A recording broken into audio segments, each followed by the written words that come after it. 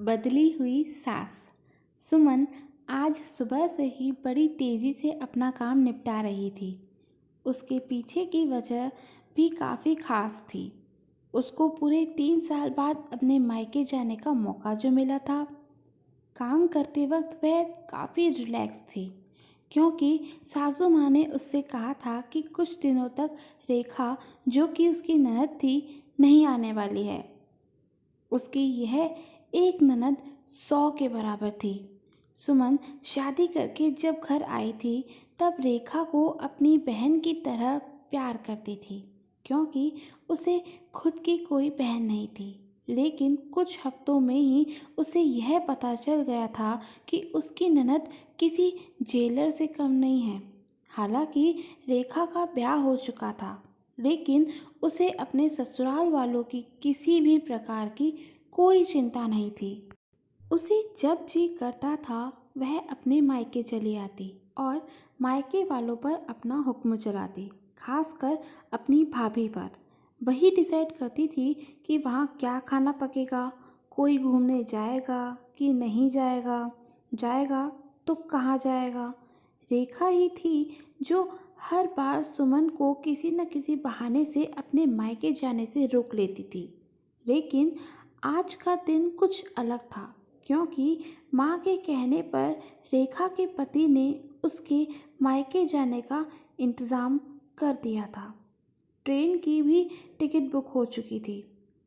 सारा काम खत्म करने के बाद सुमन अपने पति के साथ अपना सामान लेकर घर के बाहर निकले ही थे कि सामने रेखा आती हुई दिखाई दी। रेखा, जिसके मुंह पर बड़ी सी स्माइल और आंखों में चमक थी, वहीं दूसरी तरफ सुमन की आंखों में उसको देखकर पानी आ गया था, जो बस आंसू के रूप में छलकना बाकी था। भैया भाभी के पास आकर रेखा ने कहा, क्यों भैया, कहाँ चले अपनी पत्नी के साथ? सैर सपाटा करने के लिए? अपनी बहन को भूल गए क्या? दीपक ने कहा, कहीं सैर सपाटा करने नहीं जा रही तुम्हारी भाभी को, मायके छोड़ने जा रहा हूँ। अच्छा, मैं आई और भाभी जाएंगी? क्या आपकी पत्नी को मेरा आना पसंद नहीं है? रेखा ने भाई भाभी को टॉन्ट मारते हुए कहा। मन में उदासी और आंखों में नमी लिए सुमन पलटकर घर के अंदर जाने लगी, क्योंकि उसने मान लिया था कि इस बार भी रेखा की वजह से उसका मायके जाना कैंसिल हो जाएगा। लेकिन तभी सामने से उसकी सास आई और बोली, तुम दोनों अभी तक रेलवे स्टेशन नहीं गए? क्या गाड़ी के पीछे दौड़ते हुए जाओगे? रेखा बीच में टपकते हुए बोली, यह क्या कह रही हो माँ? मैं आई हूँ और आप भाभी को मायके भेज रही हो? क्या अब मैं आपको इतनी खटकने लगी हूँ? माँ ने रेखा को डांटते हुए कहा, तेरा क्या है बेटा, तेरे लिए तो ये मायका थोड़ी ही है। यह तो तेरे लिए एक प्रवास स्थल है, जहाँ तू जब चाहे जब अपने ससुराल से बोरियत महसूस करके आ सकती है। लेकिन यह बेचारी तो ऐसा नहीं करती, बल्कि वह तो जब जाना चाहिए तब भी अपने मायके नहीं जाती। इसीलिए उसका अभी मायके जाना बहुत ज़रूरी है। मैं तेरी या मेरी या किसी और की वजह से उसका इस बार मायके जाना बिल्कुल भी रद्द नहीं करने दूंगी। पहले यह बता, तू तो कुछ दिनों के लिए नहीं आने वाली थी ना, फिर कैसे आ गई? मैंने तो ऐसे ही कह दिया था माँ। मैं देखना चाहती थी कि मेरे ना आने से भैया खुश होता है या मुझे बुलाता है।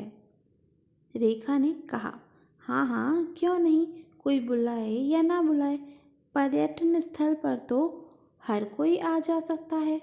अब की बार मेरी बहू को उसके पर्यटन स्थल यानी उसके मायके जाने दे। बेचारी ने सिर्फ अपने भाई की शादी देखी है और अब तो उसके भाई को बच्चा भी हो गया है। उसका मुंह तक नहीं देखा उसने। उसे भी अपने हिस्से का सुख भोगने दे। माँ ने रेखा को फटकारते हुए और सुमन की साइड लेते हुए कहा। अपनी सास के मुंह से अपने लिए ऐसे शब्द सुनकर सुमन की आंखें छलक आई। उसने अपनी सास को गले से लगा लिया। सास ने कहा, बहुत हो गया प्यार, जल्दी जाओ वरना ट्रेन छूट जाएगी। अपनी माँ का बदला हुआ रूप देखकर रेखा बहुत हैरान थी। उसे यकीन ही नहीं हो रहा था कि जो माँ उसकी हर एक बात मानती थी और हमेशा उसका पक्ष लेती थी, चाहे बहू सही हो या गलत, वहीं माँ अपने मन में अपनी दोस्त को धन्यवाद दे रही थी, जो कुछ दिनों पहले ही उसके घर आई थी और कुछ दिन रही थी और जाते जाते उसकी आंखें खोल गई थी। सहेली ने उन्हें बताया था कि वह अपनी बेटी का मोह छोड़ दे, वरना अपने बहू और बेटे के मन में अपनी इज्जत खो देगी। बिना सोचे समझे, बिना अच्छे बुरे का विचार किए हर फैसला सिर्फ अपनी बेटी के हिसाब से लेना सही नहीं है। रेलवे स्टेशन पर ट्रेन के डिब्बे में बैठी सुमन के चेहरे पर एक बहुत ही प्यारी मुस्कान थी, जिसे देखकर दीपक को महसूस हुआ कि वह कितनी प्यारी मुस्कान है, जिसे उसने 3 सालों से देखा ही नहीं था। सच ही तो है, मायका महिलाओं के लिए पर्यटन स्थल ही तो होता है, जहाँ वह अपने ससुराल की सारी चिंताएं, टेंशन भूलकर कुछ दिन आराम कर सकती हैं।